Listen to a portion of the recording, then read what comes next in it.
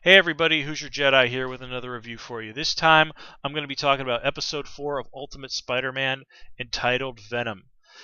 With this episode, I'm generally pretty pleased. It feels like the show is finally starting to gel a little bit, and that's really good news for all of us. But let's get into a few specifics. The first one is that I've noticed that Mr. Bell, I can't actually remember his first name, so he's going to be Mr. Bell this episode. The voice of Spider-Man himself seems to, as I alluded to in my earlier review, finally kind of settled into the role. I'm comfortable with him voicing this version of Spider-Man, and it just seems his performance is a lot more natural, a lot less forced. And I'm sure this is probably also due to the writers also kind of getting a more firm grasp on this particular version of Peter Parker's voice. So again, this is the first example I can think of where, as I said, things are starting to come together, starting to work a little bit better, and I was extremely pleased to see that.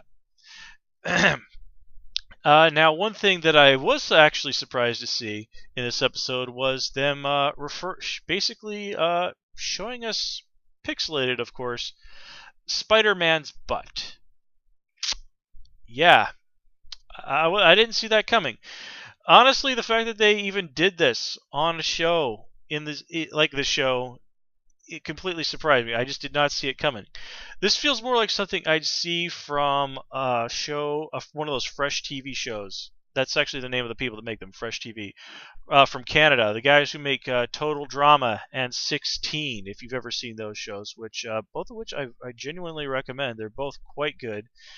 And yeah, that they did that sort of pixelated nudity a few times on each of those shows. I was always very surprised to see that they got away with that. But again, those two shows do come from Canada, where people have, maybe don't exactly have the sort of knee-jerk reaction to that sort of thing, especially that people in the States do. I can't really claim to be familiar enough with Canadian culture to really make a firm call on that. Hey, if you're Canadian, why don't you tell me what you think? So anyway, as I said, I was very surprised to see that they did that, but I'm actually kind of cool with that joke. It is some sort of indignity that Spider-Man just so often finds himself doing. I remember there was one issue of the comics that I really got a kick out of, where he loses his mask in a fight, and he literally has to go swinging around New York City in a mask he made out of a paper bag. And along the way, he gets into a fight with some villains and introduces himself as the Baffling Bag Man. It was quite the hilarious little story. Anyway, so let's move along. So this is all part of this whole Spider-Man's fight with the robot is a plan by Norman Osborn and Dr. Octopus to get some of his DNA, which they do. And again, let me know if this was just me, but when Doc Ock was talking about Spider-Man's DNA and how cool and kick-ass it was, did it seem just a tiny bit sexual to anyone but me?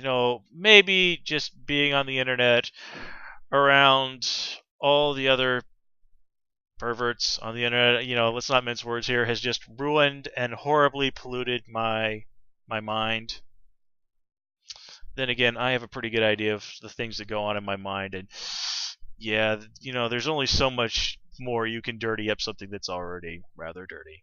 I will freely admit that, and anyone who knows me will not have any problem believing that. Okay, so as I said, one thing that I do like is that the show is kind of starting to gel. Here was a nice example of they're finding the balance between Spider-Man at the superhero side of his life and the Peter Parker side of his life. And this is something they're trying to work out, and it is important in both terms of the actual reality of what's going on in the show for Peter, and in the demands of storytelling, is that they do find this balance here. And here we're taking that first step. They're trying to, sorry, my cord got tangled, trying to find that balance where Alex and Danny and Luke and whatever the hell her real name is, White Tiger, I can't remember, are start trying to find a way to incorporate them in a way that works into the Peter Parker ass side of the equation. And we do see that there is some perfectly reasonable conflict, especially between Sam and Harry. And, can you blame Peter for taking Harry's side in all this? I mean, out of the two, who would you rather have a friend? I mean, Sam's kind of a dick. And yeah, Harry's, a little bit of a rich kid with some issues, but as we saw in the earlier episode, when he stops and picks Peter up when the guy's stuck in the pouring rain, at his core, Harry is, or at least seems to be, a decent guy. Now, if he's going to continue to stay a decent guy, well, we'll see about that. But, yeah, so let's talk about the Amazing Friends for a moment. Iron Fist actually continues to be my favorite out of the four of them. Out of everyone, he does seem to be the most mature. And he is sort of bringing that, sort of trying to impart some of that wisdom that he does have to the team. And it is sort of a shame that they're not listening to him. But, if they did, there wouldn't be as much conflict, and that's no fun to watch. Nothing really particular to say about Luke Cage. I did get a kick out of when he got possessed by the symbiote. I thought, Luke Cage, possessed by the Venom symbiote. That's a real recipe for trouble. And yeah, they were right. That was a pretty good challenge. And another thing I did enjoy seeing was that I need to slow down a little bit. Was seeing the symbiote, latch on to everybody. Except White Tiger. I was a little disappointed to not see the symbiote latch onto her, just because I think it would be interesting to see the team take her on in a fight and see how they do. But yeah, let's talk about White Tiger for a second. I'm really starting to dislike her. As I said last episode, she's kind of, to me, the Hermione of this little show. And there's nothing wrong with that in principle. It's just she hasn't really started to do anything to expand as a character beyond that. Her whole thing is, I'm really smart, I know what's right, you guys are dumb, you should all listen to me, blah, blah, blah, blah, blah. Like, God, alright. Shut up, you annoying smarty pants. And what I think that they really need to have, and happens soon, is an episode that kind of focuses on her, where we can get a better picture of what she's got going on, what her issues are, and well, hopefully she does have some issues. I give the writers enough credit to give us that. But I think we really do need something to really put some humanity in her, and just not make her the person who's just always moralizing and thinks that she's smarter than everyone else. Because you can get away with that with characters, but if that's all they bring to the table, people just are not going to like them. So, yeah. Let's talk about one other thing that I didn't like. During that fight. The part where Spider-Man says, "Yeah, I said whiz." Really? Really? I mean, I complained about the toilet joke in an earlier episode. Now it's, hey, Spider-Man's talking about pee. I'm sorry, as much as, I enjoy crude humor, and believe me, I love me some Beavis and Butthead, that kind of thing just does not belong in Spider-Man. Okay, Spider-Man can come up with something better than a pee joke. I mean, really? I mean, yes, he's like supposed to be 16, 15 years old, and God knows kids that age love the bathroom humor, but come on, you can do better than that with Spider-Man. So anyway, let's talk about another positive aspect of this episode. Yeah, let's keep hopping back and forth between the positive and the negative. Yeah, I'm like that today. One thing I do have to give the animation team credit for is during the fight when Venom has possessed Spider-Man and he's sort of managed to pop out and the two of them are duking it out.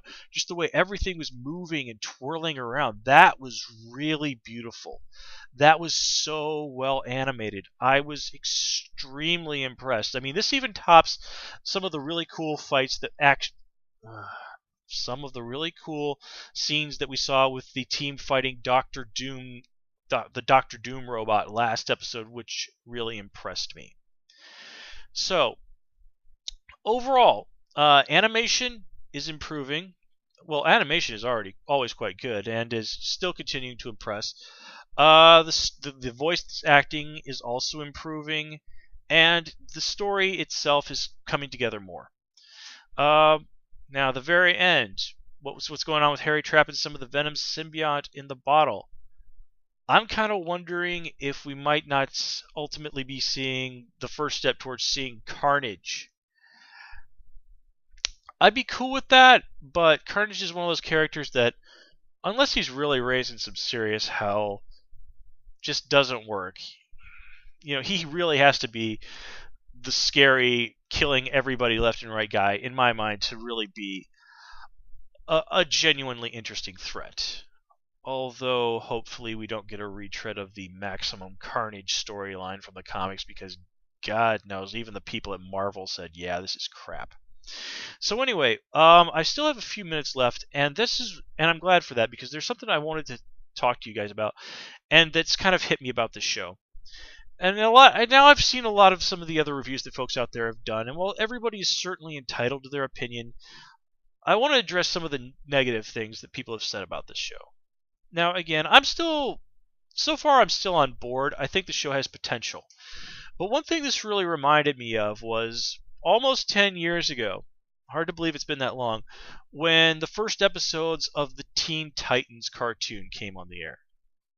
Now, I was actually out of the country, didn't have internet at home, and I certainly couldn't, sit around and watch cartoons on the computer at the University Computer Lab. I was studying overseas at the time. Anyway, so I kind of had to hear through the internet my friends and other people's reactions to the show, and I remember talking to my good buddy Ryan on the phone, and yeah, he was not impressed. He was not happy at all with it. Of course, as time went by, Teen Titans improved massively. People got used to the art style, to the humor. And as the show went on, the stories got more complex. They got more character-driven, more emotionally driven. And even by the time of the 4th and 5th seasons, they actually went to some very dark places. I mean, just look at stuff like Birthmark and the whole thing with Raven towards the latter seasons. I mean, how dark was that? And now, almost 10 years on, Teen Titans is a favorite among many, many fans, and it introduced a whole new entire generation of people to the Teen Titans, to those characters. And heck, if you even look at the comics, characters like Raven and Starfire and Beast Boy, they all had been languishing kind of off to the side in the comics, but because of that show, they really went through a renaissance. Now, granted, Starfire hasn't quite fared as well as Raven and Beast Boy ended up doing, but hey, nothing's perfect in this world. And that's one of the things that always I like about shows like this is the gateway drug. This is where new Spider-Man fans will get their start. For me, it was the 90s cartoon, more or less, that really kind of cemented me as a Spider-Man fan. So, like I said, the show has lots of potential. It's starting to gel. If this thing does end up running for 5 years or so, like Teen Titans did, I really do think that given time, it really could end up being a fan favorite. Again, it's only 4 episodes in. It's too early to tell. Also, one little thing before I go that I got a kick out of was the fact that Eddie Brock was the first person to bond with the symbiote. That's a nice little nod to the fact that Eddie's the current host of Venom in the comics. Okay, almost out of time. As always, please comment, rate, subscribe, and that you can follow me on Twitter as Hoosier Jedi. Until next time, guys, I will see you